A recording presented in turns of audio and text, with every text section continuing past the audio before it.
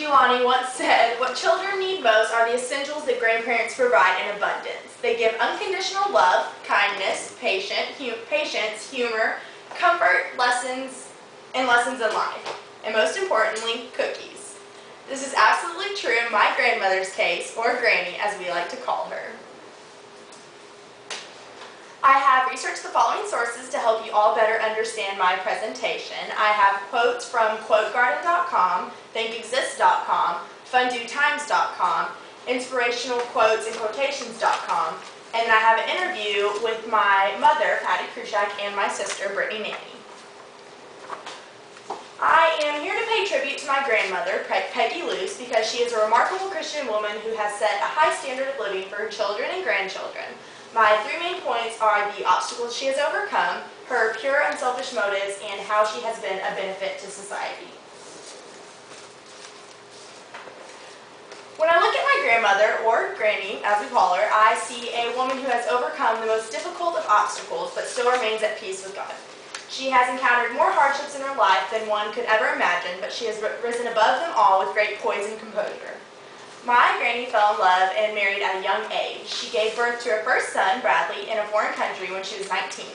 Her husband, Jack, was enlisted in the Army and stationed in Germany. A year and a half later, she had my mother, Patty. Soon after, she was pregnant again. She gave birth to a son, Mark Allen, 2 years after welcoming my mother.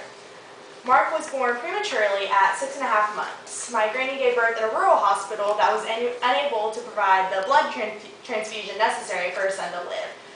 Some people say that one of the most difficult adversities in life is to overcome the loss of a child. I cannot imagine the pain my Granny endured in the act of bearing her own son. Through all of her recent struggles with the loss of her infant son, her faith in God remained as strong as ever, and He rewarded her with a baby girl, Lori Ann. The next couple of years were happy ones for my Granny and her family until the year of 1976. My grandfather, Jack, who I had never had the opportunity to meet, was killed in a tragic car accident, leaving my Granny alone after 19 years of marriage to raise 3 teenagers as a widow. It was a heartbreaking tragedy for their family to overcome, but with her dependency on God and positive outlook on life, she was able to guide her children into understanding and acceptance. 2 years later, God blessed her with a new love, a man named Joe Luce, the only granddad I would ever know.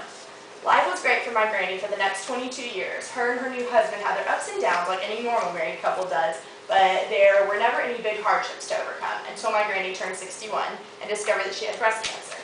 The doctors said that they had caught it early enough to where they believed it was treatable, so a month later my Granny began treatment.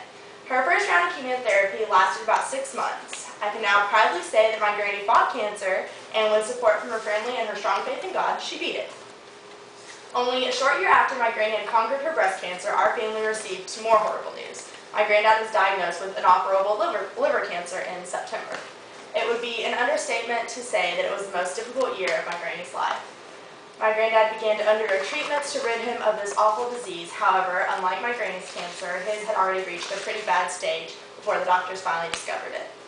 Meanwhile, my Granny's mother, my great-grandmother, or Mamu as we like to call her, had developed dementia, which is a form of Alzheimer's disease. She was sent to the hospital in the beginning of January, spent 5 weeks there, and passed away in February. While all of my Mamu's funeral services were going on, my granddad was sitting at home. He was far too weak to attend her funeral, so my Granny had to endure her mother's death alone. I cannot imagine how hard it was for her to try and cope with the death of her mother while still considering her sick husband at home, trying to fight this deadly disease. Things were getting worse for my granddad. His health was not showing any signs of improvement. A few months later, that September, a month shy of their 25-year anniversary, my granddad passed away. Although it was not easy letting go of her second husband, knowing that she would see him again someday in heaven was what made it bearable. A quote from Paramahansa Yogananda reads, "There is a magnet in your heart that will attract true friends. That magnet is unselfishness, thinking of others first. When you learn to live for others, they will learn to live for you." My Granny is the most unselfish person I know. She worked hard her whole life to provide for her family, and now that she is retired, she continues to work hard for the good of our family and her community. Before my great-grandfather died last year, my Granny visited him every single day in the nursing home. He, like my great-grandmother, developed a form of dementia. It got to the point where he failed to recognize who she was anymore, but she kept going every single day to help the nurses take care of him. I took the time to interview my sister, Brittany Nanny, and asked her what 3 words she would use to describe my granny. She said that Granny was kind, unselfish, and compassionate towards others, and I could not agree more. An Italian proverb states that if nothing is going well, call your grandmother. And we do.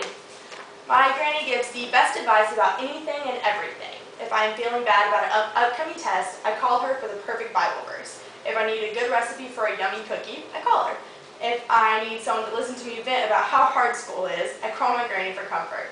Everyone in our family gives her the title of smartest woman we know, because it's true. She's not only smart, but she gives back to society by helping others with the knowledge she has gained with age. One of the biggest ways she has helped to benefit our family involves my grandfather. I mentioned earlier my granddad's passing a couple years ago. A few weeks before he went to be with the Lord, my granny was unsure of his relationship with God. She had no way of knowing whether she was going to see him again in heaven or not, until one day she asked. That very day, my granddad recommitted his life to Christ to ensure a spot waiting for him in heaven. I am now certain that my granddad is in heaven with God, and it is my granny that helped him to get there. Another way that my granny benefits society is in the way she volunteers at her church. She teaches Sunday school, sings in the church choir, and is present at every community event humanly possible. She is a role model for not only for her children and grandchildren, but for the rest of the community as well. The most important way that my granny gives back to society is through prayer. I can walk into her office and see list after list tacked onto her bulletin board filled with prayer requests from some people she knows and some she doesn't. My family calls her a prayer warrior because she helps fight evil with the power of prayer. She is the person who has taught me how important prayer is in everyday life, and the rest of my family as well. Marcy DeMary says, Grandma always made you feel she had been waiting to see just you all day, and now the day was complete. This is absolutely true in my granny's case. I have been blessed with a grandmother who has overcome obstacles with pure unselfishness while benefiting my family and society as a whole. If I become half the woman that my granny is today, I will live a happy life knowing that I have been modeled after the best.